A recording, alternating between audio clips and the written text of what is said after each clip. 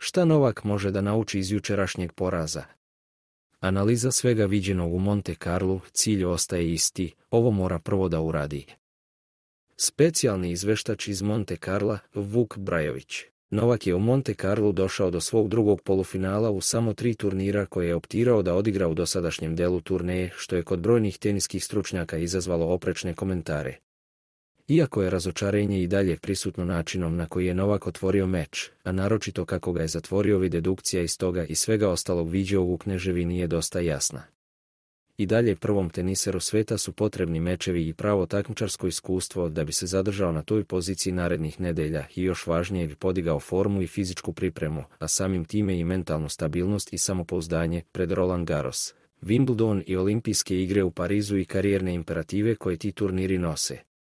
To je jednostavno nemoguće postići samo na treninzima i test mečevima, iako je mlađi Novak to umeo da opovrgne kada su uspesi na Wimbledonu u pitanju, a naročito u sezoni u kojoj, pored nedostatka uspeha dostojnih njegovog nivoa, je odigrao tek tuce onih pravih takmičarskih.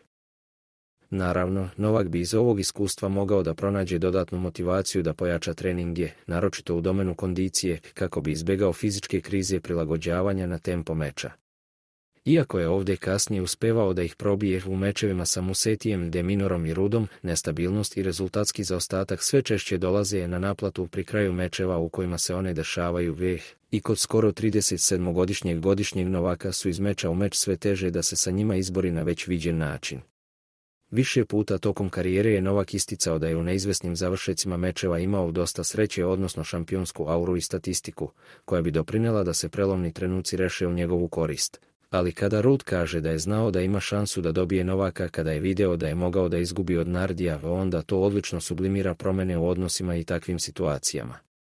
Možda čudno zvuči, ali i za to je potreban kontinuitet nastupa, gdje je naša sigurno sticao osjećaj superiornosti time što je često iz meča u meč uspevao da se izvuče iz neprijatnih situacija brejkova, taj brejkova i loših statističkih dana i nastavi pohod ka još jednom trofeju. Fizička pripremljenost u uslovima nikada više fizičkog tenisa, teških loptica i varljivog vremena je još važnija po tome da je ključni preuslov prevencije od povreda koje redovno more i mnogo mlađe igrače od njega.